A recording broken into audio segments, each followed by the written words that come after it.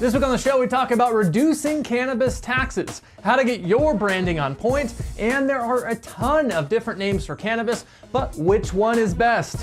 My name is Tim Stromble. Welcome to Rooted.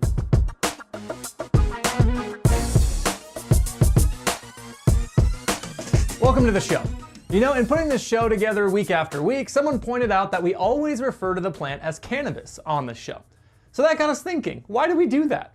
There's so many names for the plant. Why do we only use cannabis? Where did these names come from? And what's the best name for the plant? That's what we want to talk about on this week's Two Sides. Or Three Sides? Or I guess how many names we can think of to cover sides. Cue graphic now.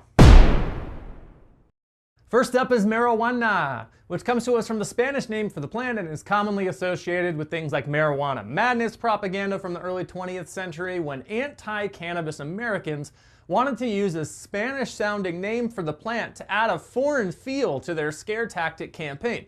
Makes sense. I mean, people fear what they don't know, and introducing a foreign-sounding word would add more fear into the mix if they didn't understand what cannabis was.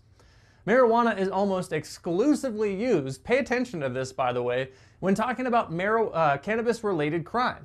In fact, there's been so much movement away from the word marijuana in the industry over the past decade because of its association with the illegal drug trade. And then there's reefer, another Spanish word, this time coming from the word grifo, which is Mexican slang that describes someone under the influence of marijuana because grifo can refer to tangled, frizzy hair and therefore a similar mental state. Tangled and frizzy, that's how I get, right? That became grifo, which later became abbreviated as reefer. That's quite a jump. And then how about herb? Born from Rastafarians who use the substance religiously, this term has been used to emphasize that it's natural, like other herbs. With a similar flair, cannabis has been called Mother Nature, noble weed, and righteous bush, all in Rastafarian culture. I've seen some righteous bush, if you know what I mean. Then there's ganja, which is an easy one as it comes from a Hindi word meaning hemp plant. Doesn't get much easier than that, right? That's simple. I bet you didn't know that the term pot was Spanish too, born from the abbreviated pateguaya. The term chronic is a commonly used one as well, and it's pretty literal, as it's a synonym for extreme or severe and is meant to describe cannabis with strong effects. Perhaps none of these are as simple as the term bud, which literally means the part of the cannabis plant that is smoked. And then there's cannabis. The Oxford English Dictionary traces the earliest use of the word cannabis to 1548, with the meaning that parts of the plant are smoked, chewed, or drunk for their intoxicating or hallucinogenic properties. The etymology is from the New Latin botanical term cannabis, standardized in Carl Linnaeus' 1753 Species Plantarum, from an earlier Latin cannabis coming from the Greek word cannabis with a K. This is probably the most scientific and respected word for the plant and probably why we like to use it on the show so much. I mean, people respect science and fancy sounding names, right? I mean, so you think cannabis, maybe the best one? I don't know. I mean, what do you think? Herb, reefer, cannabis, marijuana, bud. What's your favorite name for the plant and why do you use it? Hit us up on our Facebook page and comment your thoughts and we'll share the results in a future episode. We'll be right back. Welcome back to the show. Now let's get to business. Of course, our business segment is brought to you by the folks over at PR420. If you've got news, PR420 wants to help you share it. Hit them up at pressrelease420.com today to get started. This week on the show, I want to tell you about a company I've known about for a while now who is continuing to do great work in the industry, and that's Wick and Mortar. Formerly Online Marijuana Design, Wick and Mortar was voted Best Cannabis Design Firm for the second year in a row out at the annual Dope Awards in Washington. Wick and Mortar specializes in branding, marketing, advertising, and strategy for the cannabis industry, and they've worked with countless cannabis brands of all sizes to develop compelling visual identities that will propel the brand to the level they want to be at. Now, I've worked with Wick and Mortar and their CEO, Jared Mirsky, on a couple of projects, and I can say firsthand they're a super talented team that does great work. If you run a cannabis business or you work at a business in the cannabis industry and you don't know if your brand is where you want it to be, you have to hit up the team at Wick and Mortar for a free consultation and see why they're the best cannabis design firm in the industry. After all, your brand and your messaging might be the only thing the consumer sees before making their buying decision. Don't you want to make sure it represents your company the way you think it should? Learn more for yourself at wickandmortar.com or check out episode 46 of our podcast where we interview Jared himself. We'll be right back. Welcome back into the show. You know, one of the motivating factors to starting this weekly show was our new relationship with the guys over at Cannabis Club TV, a company that is building digital footprints inside of dispensaries, maybe even where you're seeing this show. We talked with them a while back and they thought a show like ours would work well on their network, which broadcasts in around 350 dispensaries across the United States and growing. So we created the show and they've been helping us to grow it. That got me thinking, why don't we get Danny Keith, the co-founder and CEO of Cannabis Club TV, on the podcast to talk about what Cannabis Club TV is all about so you can check it out as well. What's their long-term goal?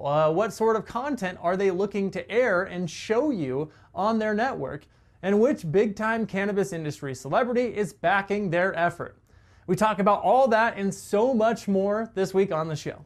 Here's a sneak peek. Well, Cannabis Club TV is really about changing the narrative of cannabis, utilizing media and giving content providers like yourself a venue to be able to tell your story. And really, we feel that there's a clientele of people out there that don't know a lot about cannabis. And so that's who our audience is. We're really trying to reach that middle subsection, the people that that don't know what a strain is, that don't know what terpenes are, that don't understand edible dosing, that don't realize that there's CBD and a million other different categories that you could be consuming cannabis. And really, it's about supporting the medicinal efforts of cannabis as well. And so, you know, having a retail background, having a sales background, having a media background, for me, it just seemed natural to put those three together. Don't forget to download and subscribe to the Rooted Podcast on iTunes or SoundCloud to get the latest episodes. And leave us a nice review if you like the show. We'd appreciate it. Lastly, before we get you out of here, we have to share with you our favorite thing this week, which comes to us from the Golden State, where recently California lawmakers have announced a bill that would lower the overall cannabis tax rate by around 9% for a period of 3 years in an effort to give legal cannabis producers and dispensaries a chance to compete with a thriving gray and black market. California's own regulations people say that the markup on wholesale products for cannabis is around 60%, which is crazy. And that gets passed on to the consumer, who's paying $15 to $25 a gram in comparison to states like Colorado, Washington, and Oregon, where you can get the same gram for $1 to $3. That's crazy. The overall price markup, cost of applying for the license and then setting it up, and then the cost of doing business is making it nearly impossible for legal operators in this new California market to make any profit. So this bill, not passed yet, is my favorite thing this week. And I know it's probably not big enough of a gesture, but think about it for a second. At least it shows lawmakers are seeing there's a problem and trying to figure out ways to produce a solution that will help, as opposed to making cannabis illegal again or finding ways to further inhibit the industry. So think about it. Could be much worse. At least they're trying to meet us in the middle a little bit, right? You'd have to say that. It's a good step, I think. We'll keep an eye on it and let you know if anything happens. Who knows? And oh yeah, my other favorite thing this week is this awesome new shirt I got from my buddies over at Genetic Threads, the cannabis industry's only monthly box club that teams up with breeders and cultivators to produce one-of-a-kind shirt designs specifically geared towards the average cannabis enthusiasts, you. Be sure to hit them up at geneticthreads.com and use promo code ROOTED, ROOTD, to get your first monthly box for only $5. No contracts, you can cancel anytime, and they offer monthly customization options. It is a no-brainer and something you should hit up immediately. Why are you not doing this right now? geneticthreads.com. That's going to do it for us on the show. Quick reminder to hit up the site stayrooted.com to check out more show content, like our social pages at Stay Rooted across the board, and subscribe to our YouTube channel. Until next week, I'm Tim Stromble, reminding you to work hard, be humble, and stay rooted.